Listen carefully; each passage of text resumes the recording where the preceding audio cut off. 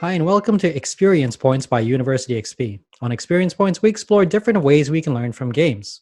I'm your host, Dave Eng from Games Based Learning by University XP. Find out more at universityxp.com. Here's a question that never comes up in my presentations. What makes games so appealing? Usually people already know the answer, so they don't ask the question. Lots of people have different reasons why they play games because they like the characters or the story, because they want to escape from their everyday lives, or even if it's just for a few minutes. Some like the challenge that games provide, while other people like socializing around games. But another reason that makes games so appealing, it's because they are constantly changing. Games have come a long way. They arose from the ground to the mantle and eventually to the table. They evolved from bits of stone and wood to carved pieces, tiles, and hexagons. Now they exist on multiple devices, everything from computers and consoles to smartphones and tablets. Games open up lots of discussion points. I speak about how people play them, how users consume them, how designers create them, and how history remembers them. Sid Meier once said that a game is a series of interesting choices. That has been my experience with games. In fact, you might have created a broken game if one choice is consistently better than the others.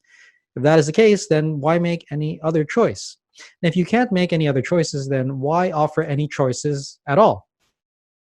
Of course, there are many thousands of games for individuals to play and enjoy. Playing games are how we primarily interact with them, but not all games are for all people. I remember playing tic tac toe as a kid.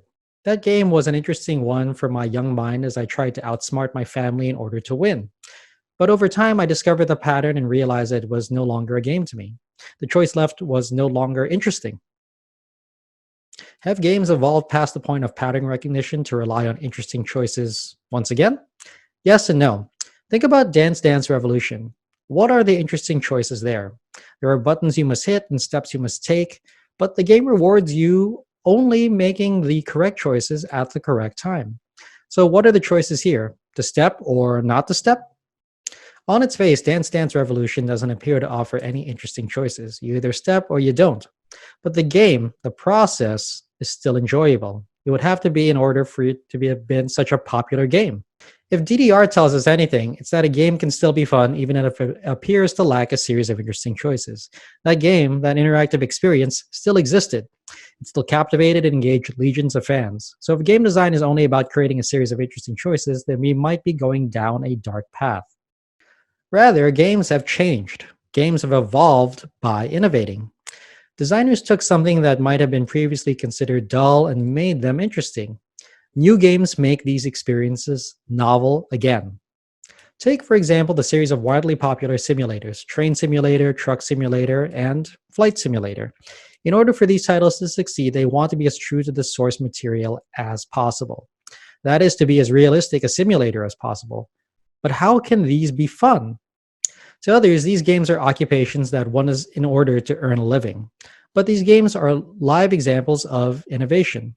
The designers have taken something previously unengaging and turned them into a game. Maybe the most popular example of this is The Sims. In The Sims, you act as an all knowing and all seeing being controlling the lives of your individual Sims. How has this become a popular game? Isn't controlling a life what we do every day?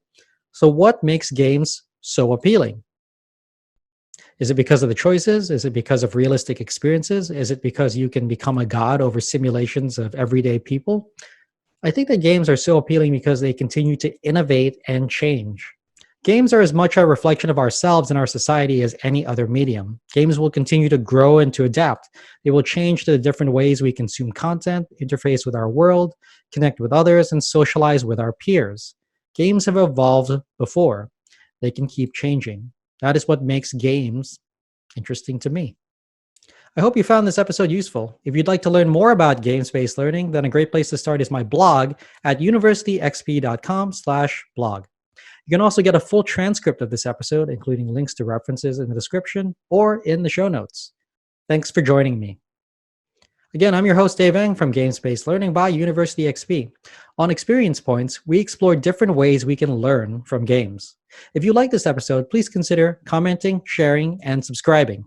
Subscribing is absolutely free and ensures that you'll get the next episode of Experience Points delivered directly to you. I'd also love it if you took some time to rate the show.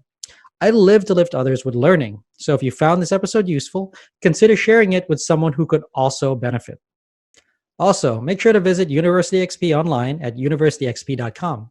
University XP is also on Twitter at university_XP and on facebook.com/universityxp. Also, please feel free to email me anytime. My email address is dave@universityxp.com. Game on!